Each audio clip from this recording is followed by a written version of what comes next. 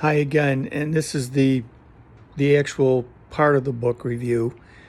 When I first gave a little talk about being the author and so forth of the book and aftermath science, um, basically I said a few things like, "Oh, there was no ice age," and that we would talk about that. So I think that's something that we could probably clear up to some degree.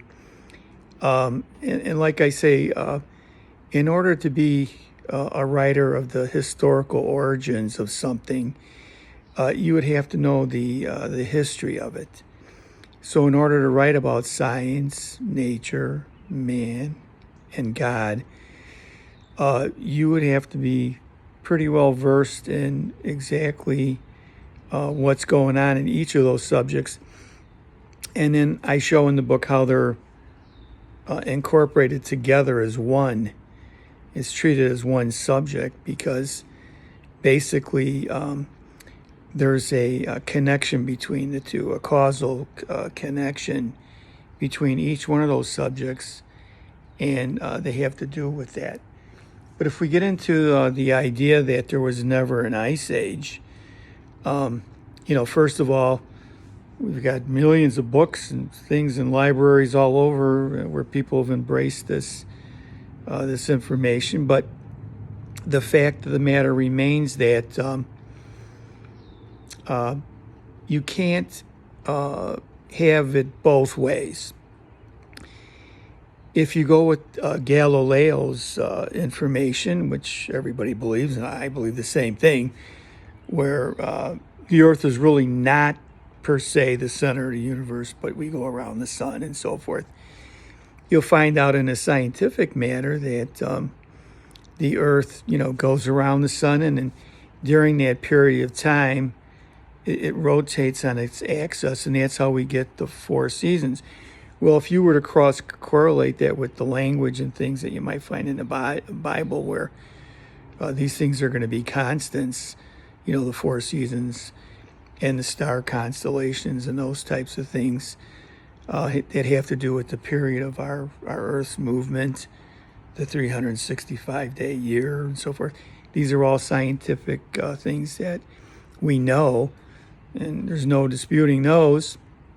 Of course, there could be some people that might, but for the most part, if that is true, and I mean, you could take people that are 100 years old and say, have you ever seen a time in your life when there was a winter for like years on end? The fact of the matter remains that would be an impossibility because of the Earth's movement, and that's scientific, that it does turn. And even though the seasons overlap each other sometimes, it doesn't turn into summer automatically. You could still get a little crossover from the seasons. So this whole idea of ice piling up, miles and moving along, and it doesn't fit. It doesn't fit into the whole program. And then, of course, we have other scientific ideas that tie in to say, well, oh, yeah, there was a big comet or meteor that struck the Earth or a volcano, and this darkened the sun and so forth. But the reality is there isn't anything like that. And if you look at the creation story, and unfortunately, that's what we have to go on. God said everything was good when he made it. So the whole analogy that we're left in some kind of universe where there's all this other stuff going on, that's going to be a danger. And it is true. There's dangers in even in the environment for the different seasons we have. If you don't wear proper clothing, you could freeze to death or, burn up with heat exhaustion if you weren't careful. So, yeah, there is dangers on the planet, but not to the degree where if the people live in particular areas, they're pretty savvy on what to expect.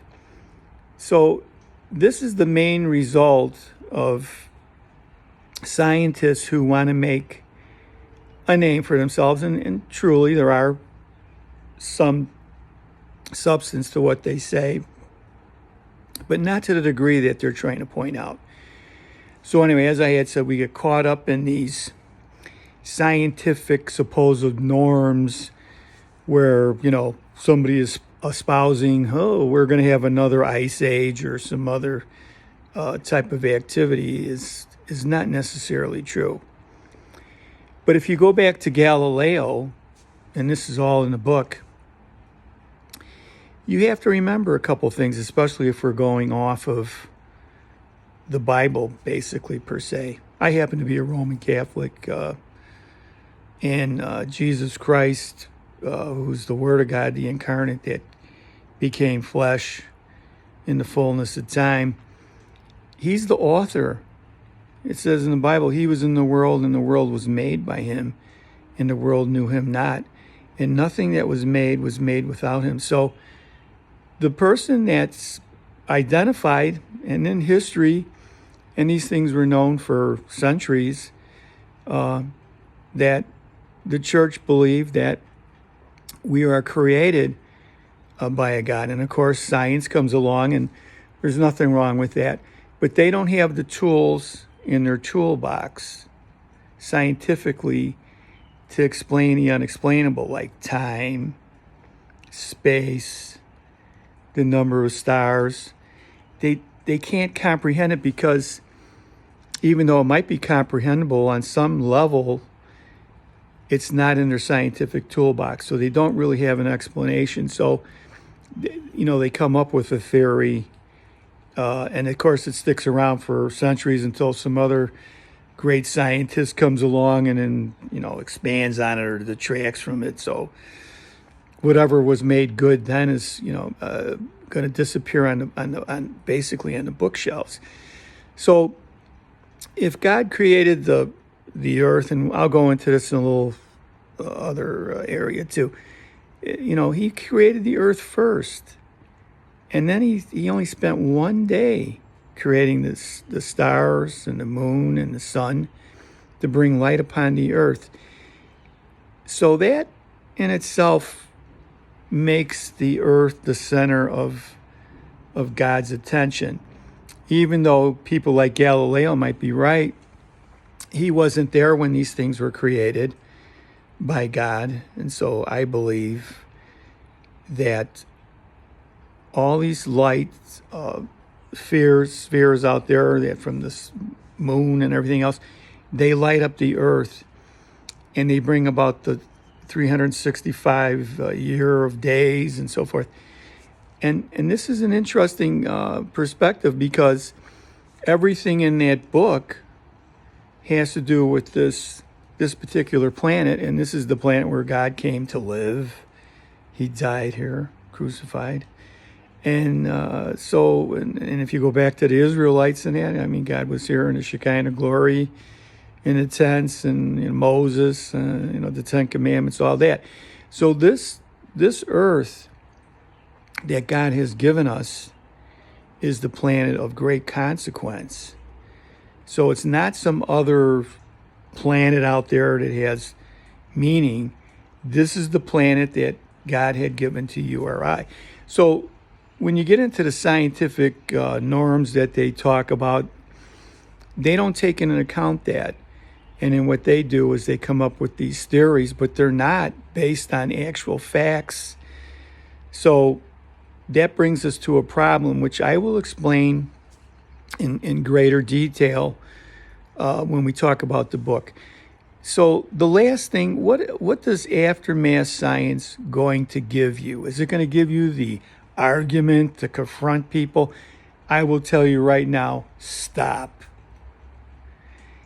This is something that's for your knowledge, so that you have something comparatively to compare with. You're not stuck with one person's ideology of what happened. This is for you personal, and it's not an attack on any of these people. But it is something for you to realize that the answers aren't there, and the possibilities and the things that I'm espousing are absolutely true. So there you have it, basically. So when we get into the book review and we start talking about different subjects, you're going to be really fascinated because it ties into science. It's not just some experiment that I'm making. And what is the gift to you as the reader? What are you going to get out of aftermath science? Are you going to become a Christian? Are you going to lose? Are you going to lose your? Is it going to change you in any way? No, it's not going to do all those things. You're in control of yourself. You have your own will and so forth. But what the book does give to you is hyper extended knowledge. That means the knowledge that you have on has a higher visibility on another level. Hyperextended knowledge. So that's what you're going to get from the book on a variety of subjects. And it's worth checking into. We're going to talk about the four things: science, nature, man, and God. Those four things. And you're going to be realizing exactly what I'm saying that I've just explained to you on a different level than the way you think now. And that's a good thing. It's a good thing to be able to have recourse to other opinions and things of that nature. But not lose your identity, and don't worry about it. You're not going to go crazy because somebody said this or that or the other. There's plenty of stuff out there in this jungle of a world that we live in. So this will definitely set your course. You'll have reason to realize you have purpose and a direction. So that's what the purpose of the book is, to give you direction, to love your country, your family, love God, and to love the things that you have. Whether the person believes in God or not, he's still your neighbor, and maybe he is at a different level than you are. So you're not going to be trying to hurt anybody with your knowledge. Don't come here to try to get knowledge and then try to, hurt somebody. But you could say a little something, say I agree or I disagree for whatever reason. But there you have it. Okay, and thanks again for listening. And this will be a continual book review, basically on some of the major parts of the book. Thanks again.